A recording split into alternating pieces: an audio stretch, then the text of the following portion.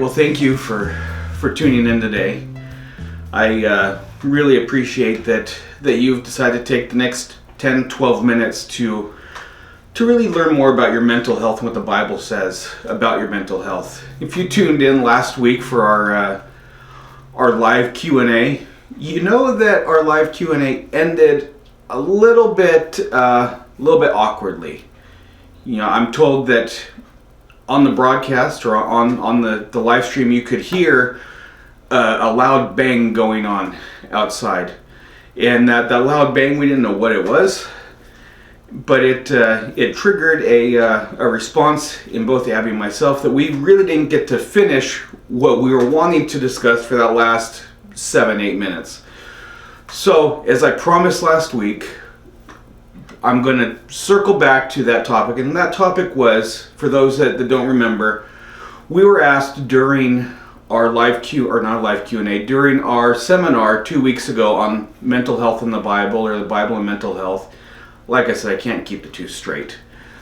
But we were asked about emotions and managing our emotions, and because we talk about emotions as being the fifth aspect of symphonic Christ-likeness in the seminar. In that rather than emotions being an aspect of our personality, they are actually kind of like a conductor that keeps our life in order. They alert us to what's going on. We use the phrase that emotions are the warning lights on the dash of life. And there were some questions that had come up about that, because in the seminar we use we use the explanation that Jesus had emotions. And if emotions are good enough for Jesus, they're good enough for us. We see Jesus get angry and he flips tables. We see Jesus get really, overwhelmed with anguish, and he cries, he sweats and cries blood. You don't do that if you don't have a strong emotional reaction. So we want to kind of dig a little bit more into what emotions are and what they're not. First of all, emotions are not actions. When we think about emotions, over the last, there's a separation that has happened with emotions that say that emotions are bad. And that what has occurred because of that is we have generations that have pushed emotions down and said that it's wrong to show emotion. Well, if Jesus showed emotion, then how can it be wrong for us to show emotion if we are called to be like Christ and grow like Christ, who was emotional? Well, the reality is our issue with emotions don't have little to do with the emotion themselves and everything to do with the reaction to the emotion.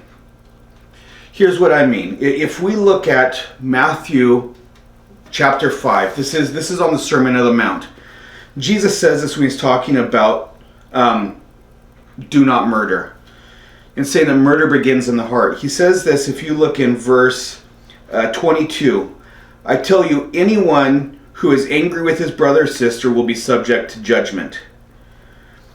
Actually, let me go back, where it says, you have heard it said, do not murder, and whoever murders will be subject to judgment. Whoever insults his brother or sister will be subject to the court. Now, it says, anyone who is angry with his brother or sister will be subject to judgment. Now, we need to understand that the context that this is saying is that anger not being handled properly, leading to action, puts you in the place of judgment. Okay? It's not the anger, it's the action from the anger. Jesus goes on to say, so if you're offering a gift at the altar, and you remember that you or your brother or sister has something against you, leave your gift there and go and be reconciled. Because anger left undealt with is going to lead to actions that are not beneficial or healthy or Christ-like. So when we as Christians look at emotions and how, the negative side of emotions, then this is kind of what we think of. We're told in in 2 Corinthians 10:5 to take every thought captive and make it obedient to Christ. This is kind of what it's talking about. Every emotion, every thought that comes with our emotions, taking that captive and looking at that emotion. Okay, if I'm angry, why am I angry?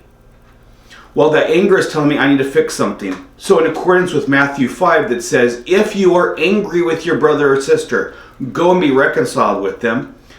Jesus is saying, if you recognize anger in your life, go and deal with the root that's causing that anger. It's that warning light that's saying, warning, warning, anger, anger, anger. You need to go fix this issue before it leads to an action that is not beneficial, that is not going to help you, that's not going to build relationship. Because remember, everything happens in the context of relationship. So something that, like anger, that could, if not taken care of, if not properly brought into accordance and taken captive, can lead to the breaking of relationship.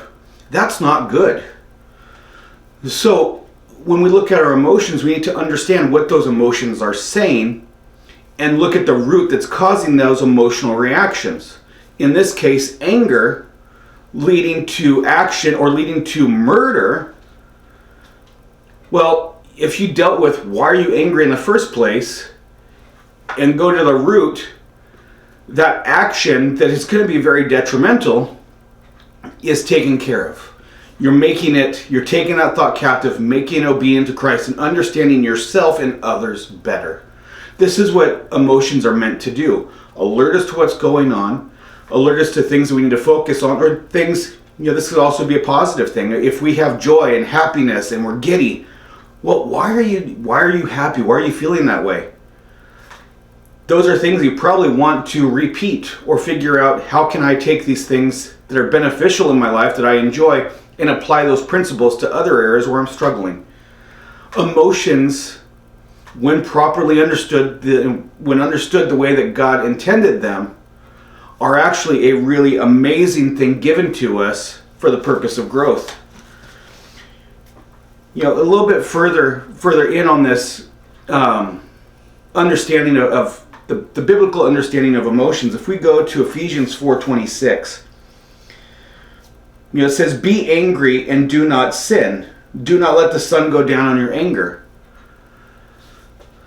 It's not this is something that in discussions I've heard repeatedly get kind of twisted around and misunderstood.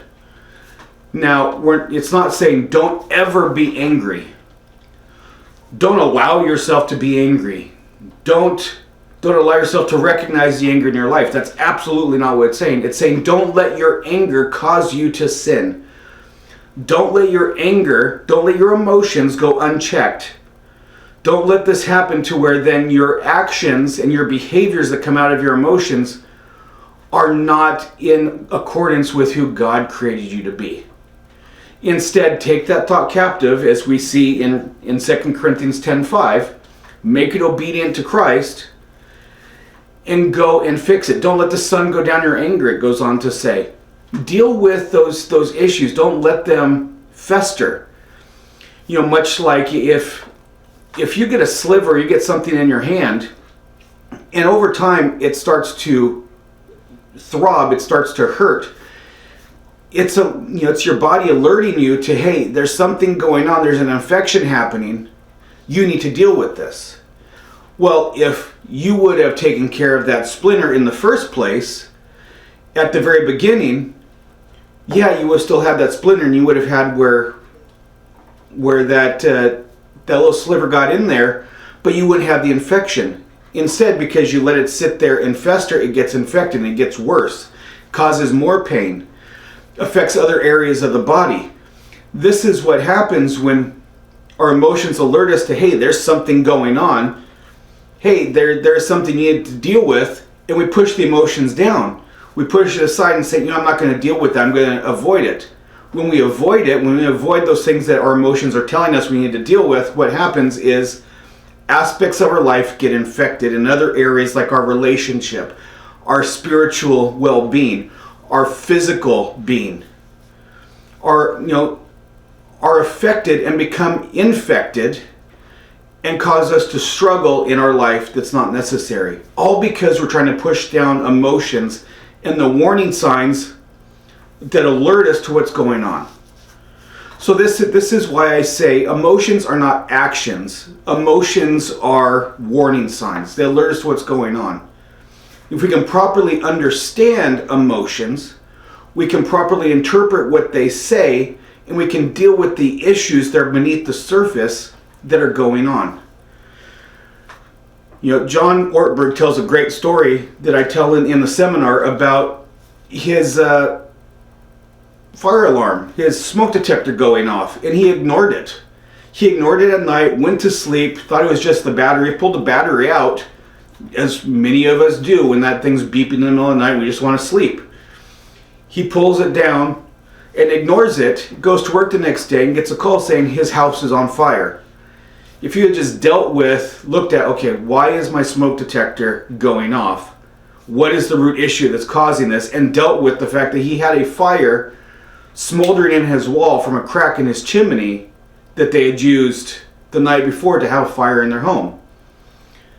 But rather than dealing with that root issue and then dealing with, you know, the smoldering things that were going on in the wall, well, instead he lost half his house and his entire garage. That's the way it is with emotions. Emotions are alerting us to what's going on. And so pay attention to what your emotions are saying. Pay attention to what they're informing you in your decision making. God gives us emotions to assist us in our decision making, to assist us in what we need to do. Now, we're not to be driven by emotions. We're not to act out of anger, but we're to look and say, why do I feel this way? What is causing me to feel this way? Is this in accordance to God? Take that thought captive, make it obedient to Christ. What does Christ say? Is this the way I should be acting? Or should I, as Ephesians say, go to my brother and sister, actually it says in Matthew, go to my brother and sister, or sister, and deal with what this root cause is. Because then, if I deal with that, then I can move forward with a clear conscience, with a clear mind, with a clean heart, without any judgment, without any anger, and pursue God the way that He intended. So I hope this has helped you. I hope this really has been beneficial and has cleared up your understanding of emotions. I know this is something that every time I teach on this, I always get questions about it. So if you have questions, which you might have because everyone else seems to have questions about this after I talk about it, send us an email, send us something on social media, send it to South Tacoma, to the link we have there. Let me know. I'm more than willing and want to help you walk through this and work through your emotions. If you want to come in and talk about your emotions, click on the link to make an appointment or to reach out to us. Thank you for tuning in, and I will hopefully see you next Monday. Thank you.